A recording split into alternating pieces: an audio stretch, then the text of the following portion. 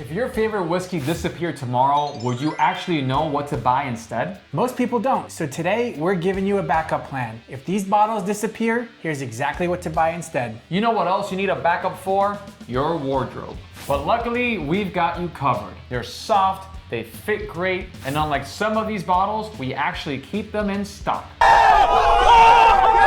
This is a great way to support our channel. If you want to check them out, the link is in the description below. We wanted to make this video for you guys because this isn't just a hypothetical. The whiskey landscape is changing pretty quickly right now, and there are a lot of reasons why certain bottles might not be around the way they are today. Craft distilleries are dealing with rising costs, tighter distribution, and some are already starting to shut down. And when that happens, those bottles don't get a long send-off. They just disappear. And if you like something, you're left trying to figure out what comes next. And even when a brand does stick around, it doesn't mean the whiskey stays the same. Early Times Bottled in Bond is a good example of that. When it moved from Brown-Forman to Sazerac, the profile shifted, and a lot of people who liked the original version had to go find something else. Just like Star Wars, Ryan. Just like Star Wars. Oh, that's a shame. That's what happened there. Yeah. Disney bought it and pooped the bed.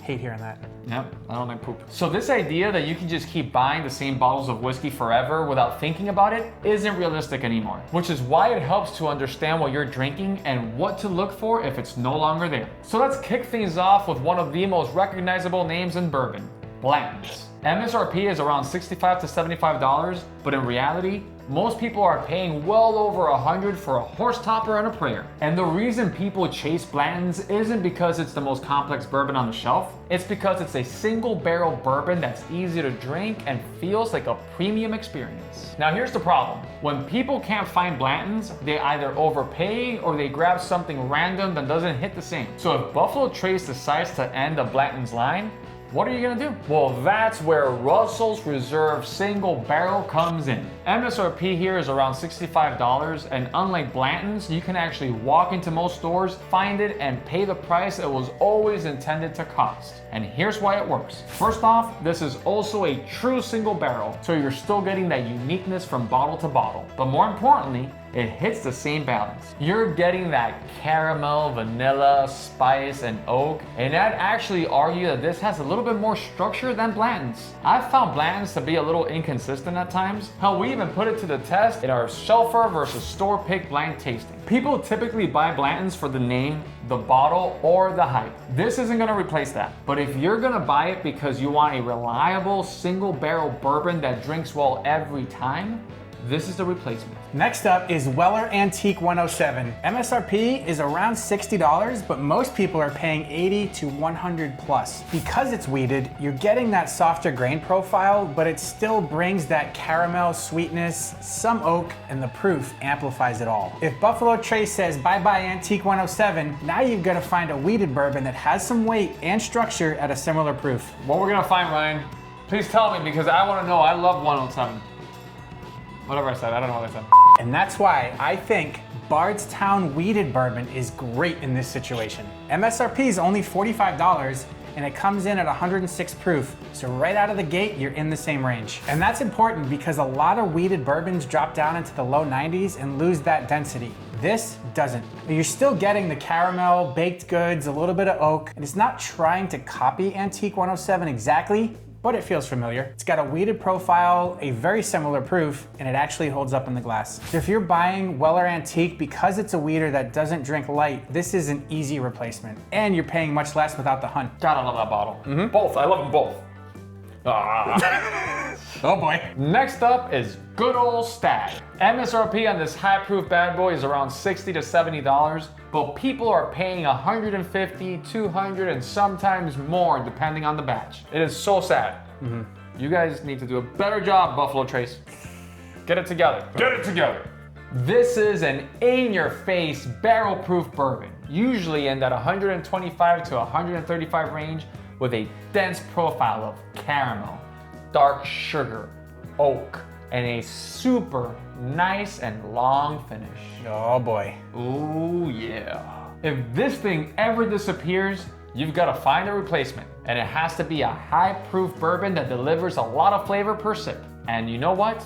Elijah Craig Barrel Proof fits that bill. MSRP here is around $75, and the proof is right in the same range. It's typically 120 to 130 depending on the batch. And that's the first box checked. But the bigger reason this works is the profile. You're still getting that dense oak forward bourbon with caramel, toffee, and baking spice, and it also delivers with a super long finish. Stagg can lean a little darker and heavier depending on the batch. Elijah Craig Barrel Proof tends to provide more caramel notes, and it's not as fruit forward by comparison. But from a buying perspective, you're getting the same category, the same proof range, and the same level of intensity. So if you're chasing Stagg for a big barrel proof bourbon that actually delivers on flavor, this is probably one of the most reliable replacements that you can find. And you can actually find it and not pay more for it. What a concept. Next up is Redbreast 12. And if this one ever disappeared, I'd probably crumble and cry in bed for a month because I love this bottle. MSRP is around $55 to $60, and this one is widely available. But it's also one of the most popular Irish whiskeys out there, so it's a bottle a lot of people default to. It's a single pot still whiskey, so it has a mix of malted and unmalted barley, which gives you a combination of sweetness and spice. Flavor-wise, it's got orchard fruit, honey, a little bit of vanilla, and that signature pot still spice. So you can't just replace it with any Irish whiskey. You need a single pot still whiskey with that balance of fruit, sweetness, and spice. And that's why I chose Powers John's Lane 12. MSRP here is around $60. It's also a single pot still whiskey, and it carries the same age statement as Redbreast. And it's even made at the same distillery. And that's the key difference between this and a lot of other Irish options. You're not dropping down into blended whiskey, you're staying in the same category. It's a little less sweet, but it's a completely suitable replacement. This gives you the same category, same age, and a very similar experience. Next up is Macallan 12, one of the most recognizable Scotch bottles on the planet. You can find this anywhere for around $80 to $90, which is quite a bit steeper than when we started drinking it, Ryan. Yeah, I wish it didn't change. I know, that was a very sad state of affairs. It's a very polished, easy entry point into sherried Scotch, especially if you're looking for that dried fruit and chocolate profile. Macallan 12 sherry oak finish became somewhat of a commodity a few years back, and that got me thinking, if Macallan 12 suddenly goes away, what are we gonna do? Drink water! No, that's never an option. Well, you're gonna want a sherry forward single malt, preferably from Speyside, that's built around richness and accessibility. That's why I like Tamdhu 12 as a replacement here. MSRP is around $70, and it's also matured in sherry casks, which is what provides many of the notes Macallan is known for. With Tamdhu, you're still getting those core notes of dried fruit and cocoa, but Macallan tends to smooth everything out, while Tamdhu lets those flavors show a bit more clearly. Oh, a little wild, huh? A little wild. A little risque. Ooh, like me. I felt like I was in a cabaret, but it didn't come across that way at all. Yeah, it's very burlesque of you. Yes. If you're buying Macallan 12 for that sherry-driven, rich, easy drinking experience, Tamdhu keeps you in the same lane, and it does so at a lower price. If you're enjoying content like this, you will love what we do on Patreon. As a member, you'll join our interactive whiskey chats where you can ask questions live, take part in monthly virtual tastings with us, and even receive a free ebook copy of my quintessential book, The Art of Tasting Whiskey. Plus, you get access to our tasting guides, Discord, and barrel picks that we're currently working on. So if you want to level up how you pick and understand whiskey, check that out. Links in the description. Next up is Booker's, another high proof bourbon. MSRP varies from batch to batch, but it usually falls between $90 to $100. But it's not uncommon to see it closer to 100 plus pretty regularly. Now, this is uncut, unfiltered bourbon from Jim Beam, usually in the 120 to 130 proof range, with peanuts, caramel, and oak bringing the core profile. This is not a sip while answering emails kind of whiskey.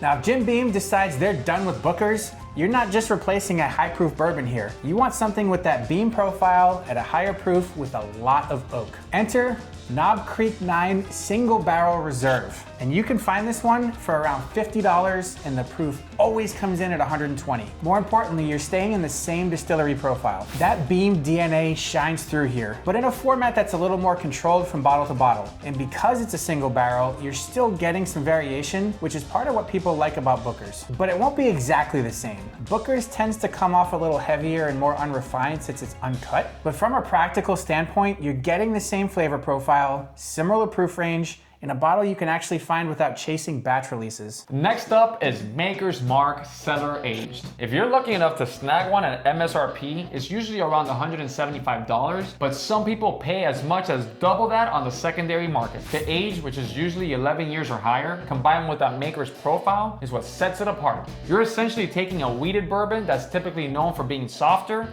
and pushing it further into oak and darker sugars. So you'll end up with something that still has that maker's sweetness, but with more depth and more presence from the barrel. So if Makers decides to remodel their cellar, you not only have to replace a wheated bourbon, you need to find a more mature, more oak-driven version of the Maker's profile. And that's why Maker's Mark Private Selection is a natural replacement candidate. It can come in anywhere from $60 to $80, and while the age statements don't quite match, this one is all about how the whiskey is finished. They use different wood staves during finishing, including toasted French spice and seared French cuvee, so depending on the combination, you can push the profile toward more of that caramel, chocolate, and oak profile. That keeps you in the same distillery, the same mash bill, and it gives you a way to get close to that cellar age without chasing it, and for more than half the price. Next up is Midwinter Night's Dram from High West. This thing usually hits shelves every fall, and if you're able to get one, you'll probably pay around $150 or so, but likely much more on secondary. This is a rye finished in port barrels, which brings in darker fruit like cherries and plums, along with baking spice and a sweeter overall profile. So if High West decides they want to move from Utah to Hawaii and maybe make it Midsummer Night's Dream instead, you're gonna need a port finished rye with a combination of spice and dark fruit. For under $45, Milam & Green's port finished rye is the perfect replacement. You're still getting that mix of rye spice, cherries, and plums, but it's not as dessert heavy as Midwinter. It's a little more balanced between the rye and the finish. Midwinter Night's Dram gives you that port finished rye experience, and Milam & Green will hit those same core elements and do it at about a third of the price without having to wait for a once-a-year release. Up next, we've got Michter's 10-Year Rye,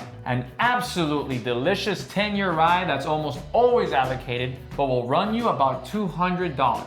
This isn't a high-proof aggressive rye. It's usually in the low 90s proof-wise, but it drinks with a lot of depth. It'll give you oak and caramel, some citrus, a little bit of baking spice, and it all works together like a Thanksgiving dinner. But if Michter says, screw 10-year ryes, you've got to replace that sucker. And that's where I think you should let Sagamore 10-Year Rye slide into your DMs or swipe right or whatever it is that the crowd does now. More like get in the van. Yeah, or get in the van like Ryan does. At under $80, you're getting a rye that's also spent 10 years in the barrel. Sagamore leans a little more towards spice and brightness while also bumping up the proof just a little bit. But structurally, they're very similar. Michter's 10 is an incredible rye, and Sagamore 10 is one of the closest shelf options you can find that delivers that same experience at more than half the price. All right, guys, last one.